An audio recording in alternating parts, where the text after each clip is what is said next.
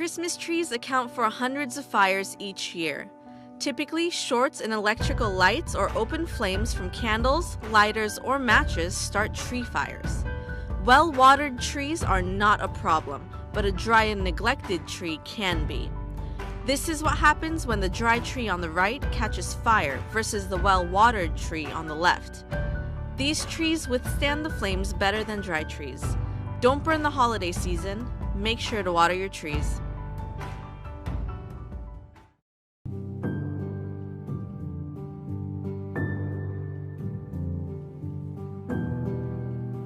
Hi, my name is David Allen and I'm a firefighter.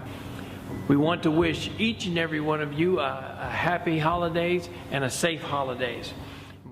Safety in the home has improved over time, but there are still 200 Christmas tree fires annually.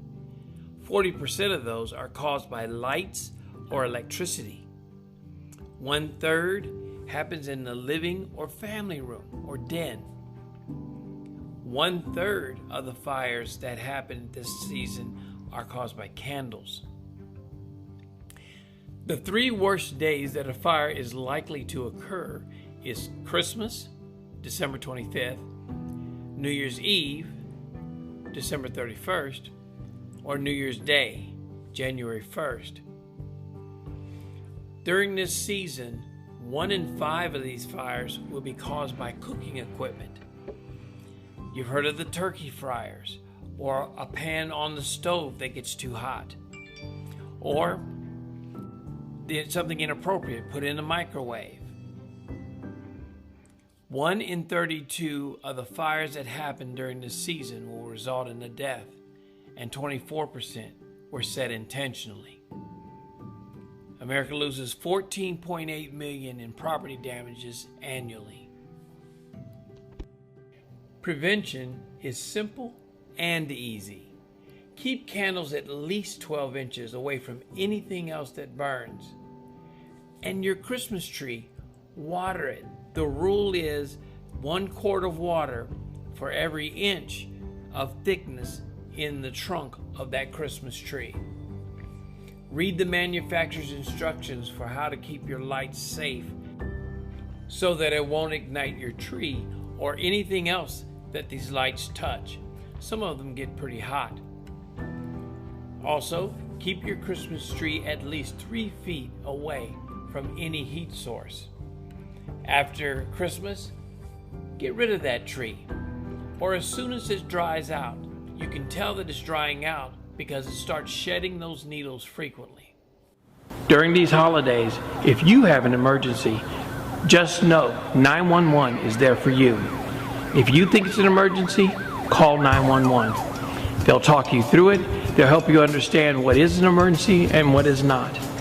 If it's a medical emergency like a heart attack or choking or a kitchen fire or car accident, call 911.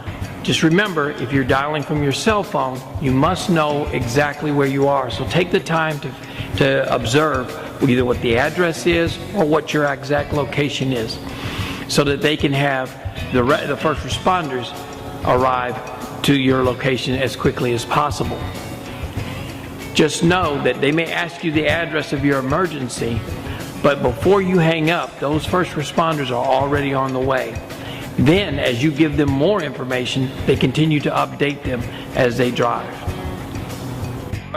A lot of people are hesitant to call 911 because they don't want this huge bill to come to them. But your public safety is already paid for with your taxes.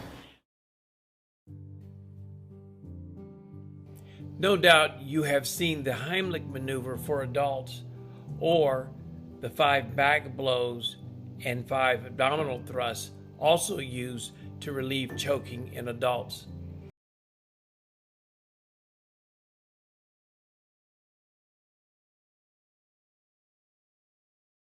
We are talking about choking prevention, recognition, and response.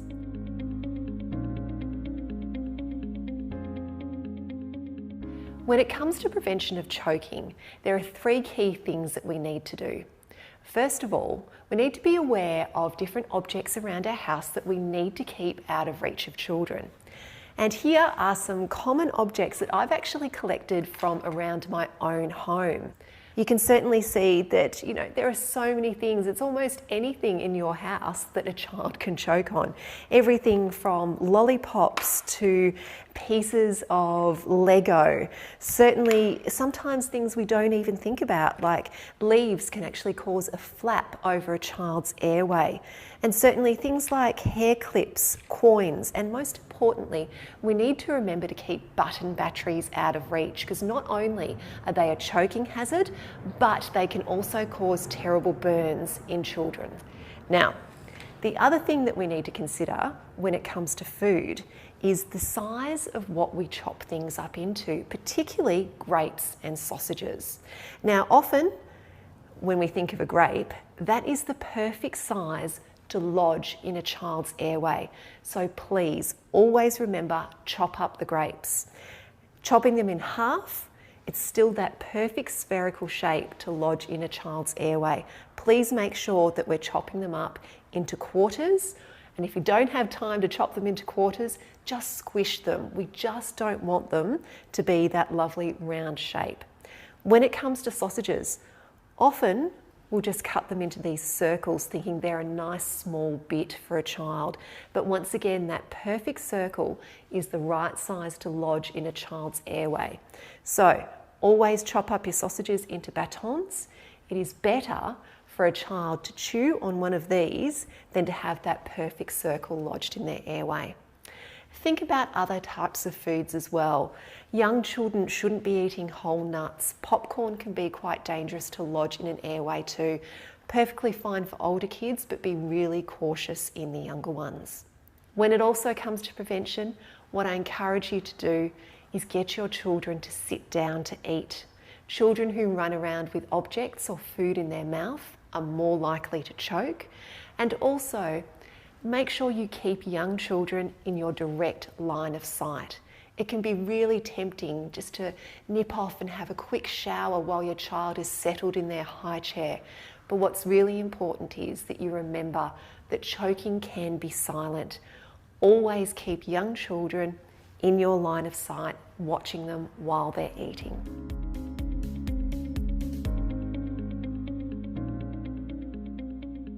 When it comes to recognising choking in children, it's really important to understand that choking is different to gagging. Gagging is a completely normal response. You may notice when you introduce solids to your child that, the first little while when you're doing that, you'll pop a spoonful of food in their mouth and they will gag, they will vomit that food up. They'll then pick it up again and start eating it again, and it's disgusting, but it's completely normal. So remember, your child, when they gag, they may get a little bit red in the face, they may have watery eyes, they may cough, they may vomit that piece of food up, but they're not distressed and they're able to clear it themselves. Choking is different. Choking is when something is lodged in their airway or esophagus. They are in distress and we need to help them.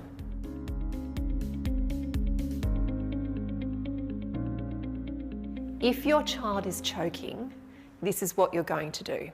Firstly, if they are unconscious, you need to go through doctor's ABCD. If your child has what we call a strong, effective cough, that is, they're able to take a big breath in and a big cough out, then what you're going to do is encourage them to keep coughing. Now, you may be tempted to go and stick your fingers in your child's mouth and try and dig out whatever is in there. Please be cautious, because if you do this, you may push that object further down. If the object is at the front of the mouth and you can easily remove it, please do so. Otherwise, leave it there. If their cough is strong and effective, simply encourage them to keep coughing and watch them closely. If your child has an ineffective cough or they're silent, so they are, or that's not a strong lungful of air in or out, then we need to intervene. We're going to take the baby out of the high chair or whatever it is that they're in. We're going to lay them down across our laps. Hold them so that you're not going to drop them. Ideally, we want their bottom higher than their head. And we're going to give back blows and chest thrusts. A back blow is not a whack on the back. Using the heel of your hand between their shoulder blades, it is a firm blow to expel the air out of their lungs to try and pop that object out. We can give up to 5 back blows followed by up to 5 chest thrusts. So, 1, 2, 3, 4, 5. Checking after each blow to see if the object has come out. If the object comes out after the first one, you don't need to give all 5. If the object has not come out, turn your child over. Once again, bottom higher than their head and holding them firmly. We're going to give chest thrusts. 2 fingers for a small baby, heel of your hand for a bigger baby or child. On the centre of their chest, over the hard breastbone. This is not on their tummy. We are not doing the Heimlich manoeuvre in children. We're going to give up to 5 chest thrusts. 1, 2, 3, 4, 5. If that hasn't worked, turn them back over. Go back into your back blows again and continue. 5, 5, 5, 5, until either the object comes out or they become unconscious, where you're going through doctor's A, B, C, D. If after the first 5 back blows that the object has not come out, it is important that you call for an ambulance immediately. I want to conclude with one more device that's fairly new on the market called the LifeVac. It seems to be getting great reviews for effectiveness, and it's worth you taking a look at. Now a scary moment at a restaurant as a 10-month-old baby starts choking on a piece of pancake, and practically all of the other diners rush to try to help. But when the Heimlich maneuver didn't work, a simple device that you may not have heard of saved the day. It's a family crisis that's unfolding in real time. A mother is patting her 10-month-old baby boy on the back after he starts choking on a piece of pancake. We kind of hit him on the back, thought, okay, he's got this, he's gonna get it down. But the little guy's parents, John and Jane Kohler, quickly realize this is serious. He was turning blue, and it happened really fast. You can see on the video where I turn him over, and at that point, he looked really bad. Like, I thought, okay, this is not good, and that's when I yelled for help. You can see the look of horror on the people around them as mom and dad start delivering back blows. Hitting him hard, and nothing was working. At that point, Gabriel is unconscious. Eyes rolled back. Eyes rolled back in his head, completely limp, blue from head to toe. I thought that he was gonna die. Panic erupts.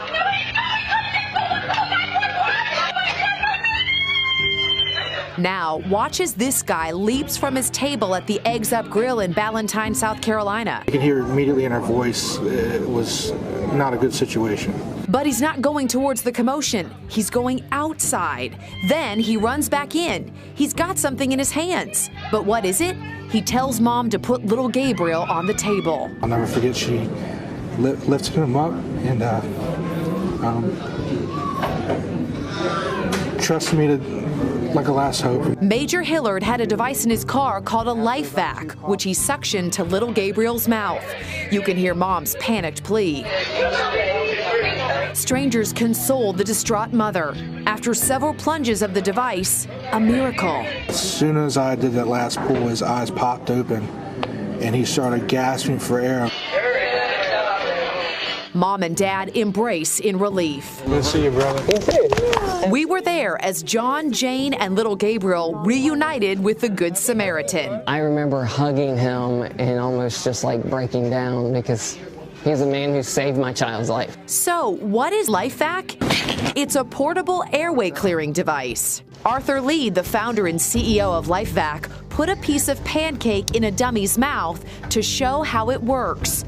As simple as place, push, pull. just like it did with little Gabriel. That gentleman had the device in his car for almost 5 years, and he had never needed it before. We should point out that the makers of LifeVac say even with their product, they do encourage everyone to learn the Heimlich maneuver and CPR.